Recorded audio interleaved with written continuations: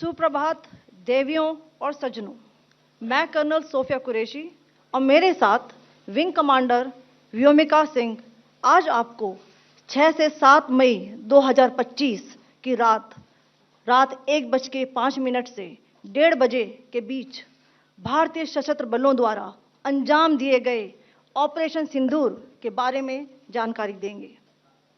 Operation सिंदूर 22 अप्रैल को पहलगाम में हुए विभत्स आतंकवादी हमले के शिकार मासूम नागरिकों व उनके परिवारों को न्याय देने के लिए लॉन्च किया गया था।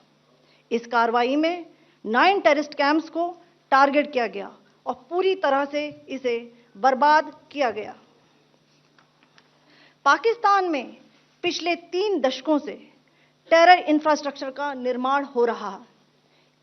इसमें recruitment, indoctrination centres, training areas व लॉन्च पैड शामिल थे, जो पाकिस्तान और पाक अधिकृत जम्मू कश्मीर POJK दोनों में फैले हैं।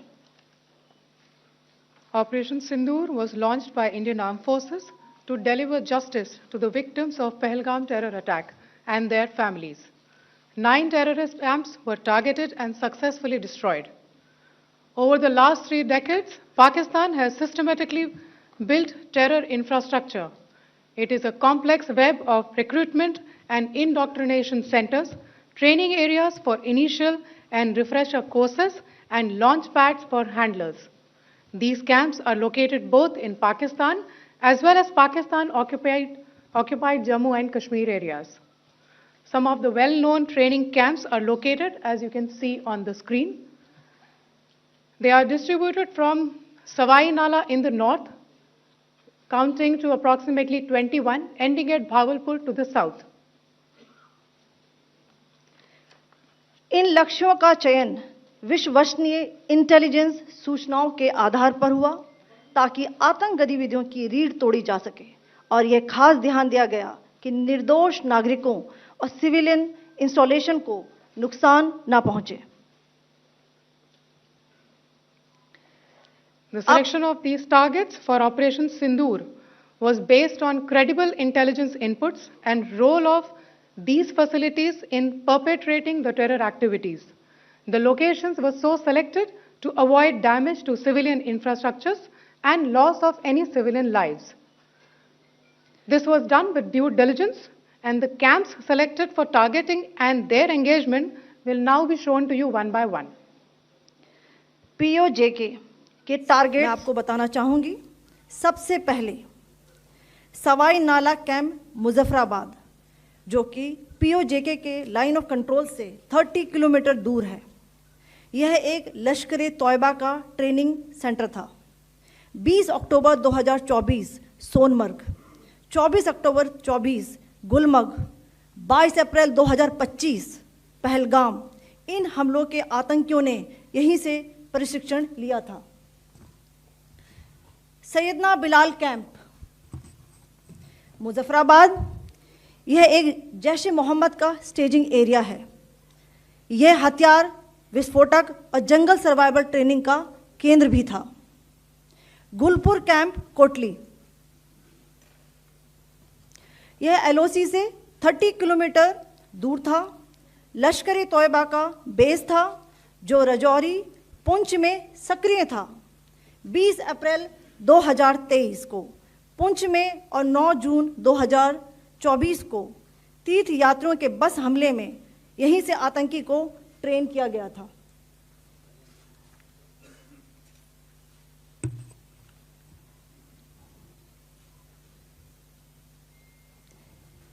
बरनाला कैंप भिंबर, यह LOC से 9 किलोमीटर दूर है।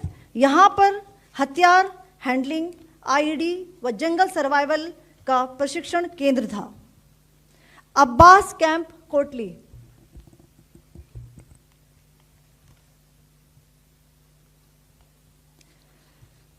यह LOC से 13 किलोमीटर दूर है।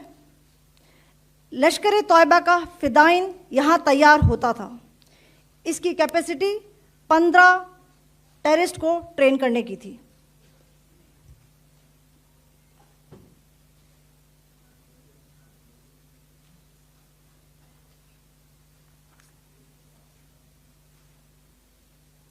अब मैं पाकिस्तान के अंदर के टारगेट से अवगत कराना चाहूंगी।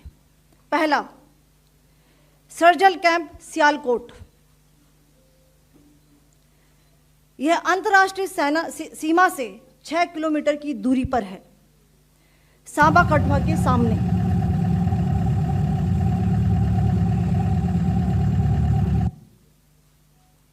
मार्च 2025 में जम्मू एंड कश्मीर पुलिस के 4 जवानों को की जो हत्या की गई थी, उन आतंकवादियों को इसी जगह पर ट्रेन किया गया था। दूसरा, महमूना जाया कैंप सियालकोट। यह 18 से 12 किलोमीटर आईबी से दूर था।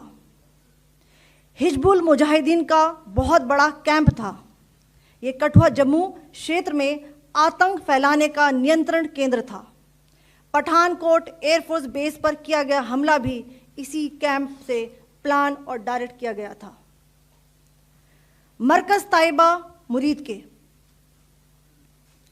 यह आईबी से 18 से 25 किलोमीटर दूरी पर है। 2008 के मुंबई हमले के आतंकी भी यहीं से प्रशिक्षित हुए थे। अजमल कसब व डेविड हेडली भी यहां ट्रेन हुए थे।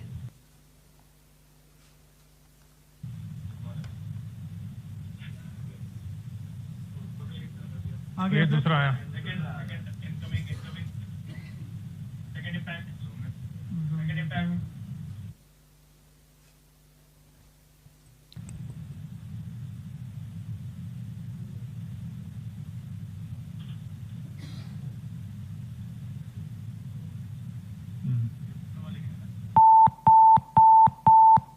टारगेट 10 हुआ है इसमें भी। टारगेट 10 हुआ, एंक्लोजर सेम ही है। 7 it is hit the target. हाँ हाँ।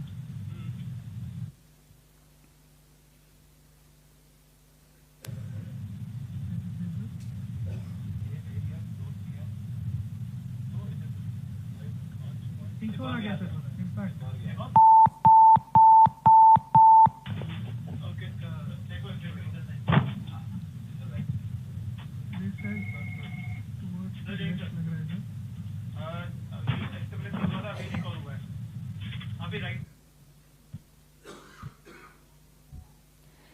मरकज सुभान अल्लाह भावलपुर, ये इंटरनेशनल बाउंड्री से 100 किलोमीटर दूर है।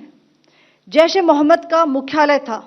यहाँ पर रिक्रूटमेंट, ट्रेनिंग व इंडोक्ट्रिनेशन का केंद्र भी था। शीर्ष आतंकी अक्सर यहाँ आते थे। मैं आप सबको बताना चाहती हूँ कि किसी भी सैन्य ठिकाने का निशाना नहीं बनाया गया और अभी तक किसी तरह की नागरिक क्षति की रिपोर्ट नहीं है। धन्यवाद। जय Hind. The strike on the terror camps were undertaken through precision capability, as shown to you. A niche technology weapons with careful selection of warheads was ensured so that there will be no collateral damage. The point of impact in each of the target was a specific building or a group of buildings. All the targets were neutralized with clinical efficiency, and the results reiterate the professionalism of the Indian Armed Forces in the planning and execution of their operations. No military establishments were targeted. India has demonstrated considerable restraint in its response. However, it must be said that the Indian Armed Forces are fully prepared to respond to Pakistani misadventures, if any, that will escalate this situation. Jai Hind, and thank you very much.